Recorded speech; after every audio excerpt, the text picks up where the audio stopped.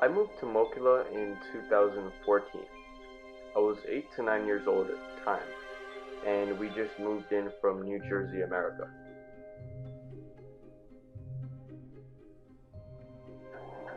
The area we moved into and currently still living in is Tsubishi, Windsor, which is a community of 40 homes that was built 5 years prior to when we moved here.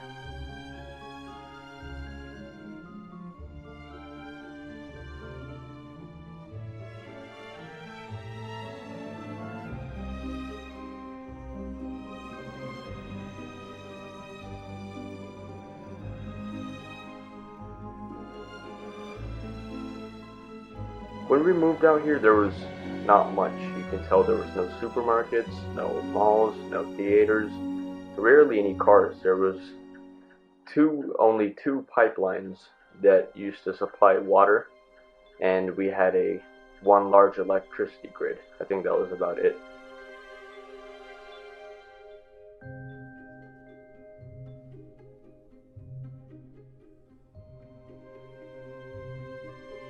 One of the main reasons we picked this location is because compared to the city that we lived in, Hyderabad, this place was amazingly natural. I mean, there was trees everywhere. It was covered in forest. There was so many tropical bird species, and my parents thought it would be a very good place to raise us.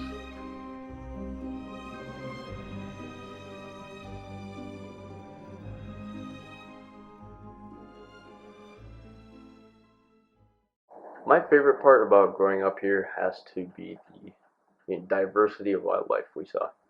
Moving in from New Jersey, apart from squirrels and the occasional badger, we never used to see much wildlife. But when we came out here, there was so many tropical birds. There was even leopard sightings at sometimes. There was peafowl. That was that was one of the main motivators to moving here. Actually, if I'm going to be honest.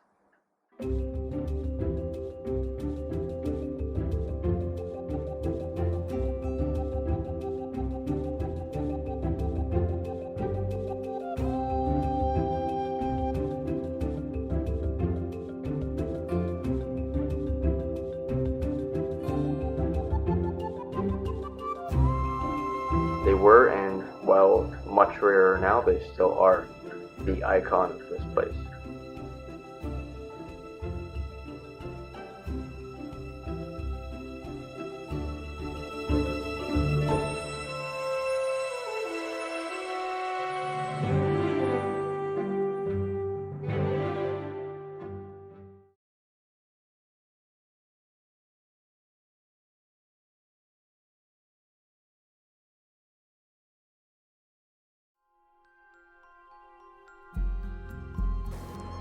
Mokila once had the largest peafowl population than anywhere else in India.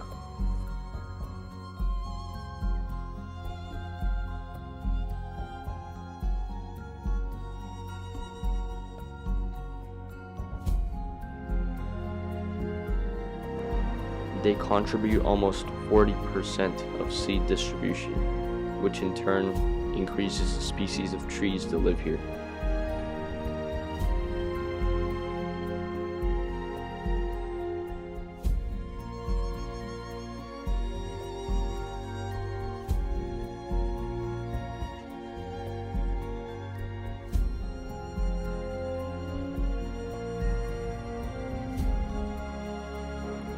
The animals that live in Mokila have been known to benefit largely the people that live around them.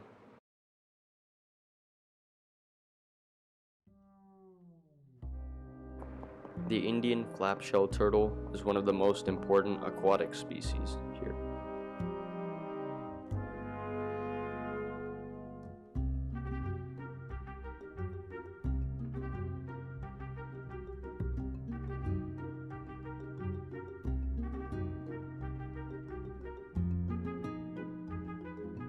Their abundance in the Musi River leads them to decrease unwanted fish populations, which in turn benefit farmers.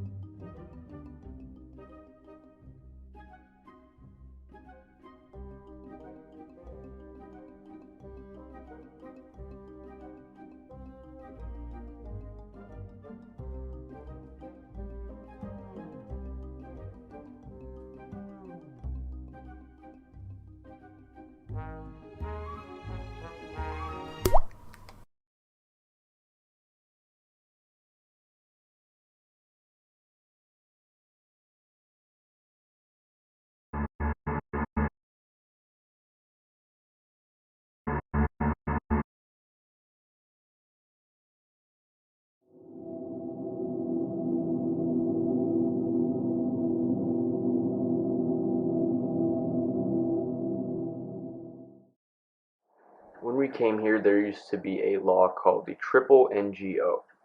What that stands for is when the government allots you this land, you cannot build in more than 20% of the land. And this law was put in place to preserve the natural capacity of this area.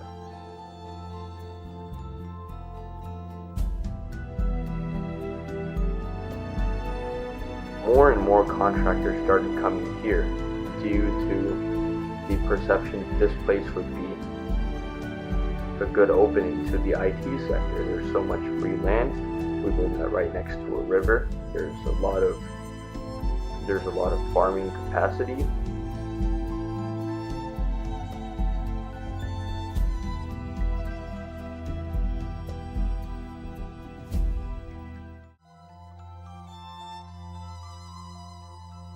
That's when the land rates started to skyrocket, when that was put into perspective.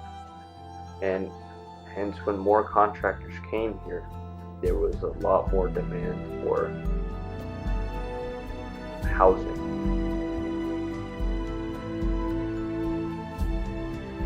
And the Triple NGO wasn't initially removed. It was more like altered to, you could build in around 40 to 50%, but you're still going to have to leave at 50%. And as governments change, I think as you guys suspect, the law was removed.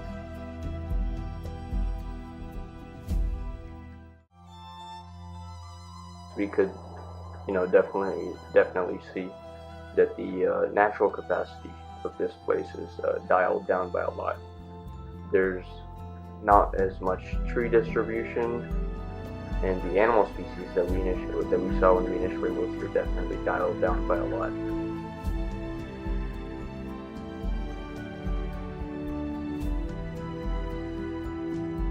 The prospect is looking a lot like building a city.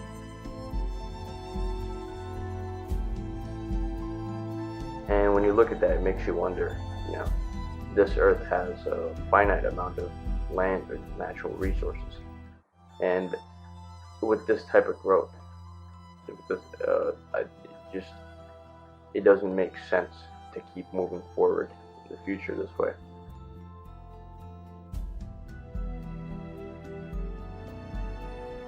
Living in symbiosis with nature is what this place started out to be, and that was definitely altered, as we can see here. I think to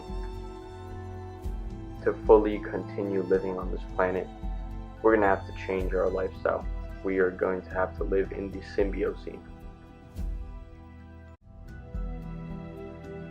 We're going to have to change from the human narrative. We're going to have to live in an ecosystem that makes kinship with other species, lives with the interest of other species, and not just ours.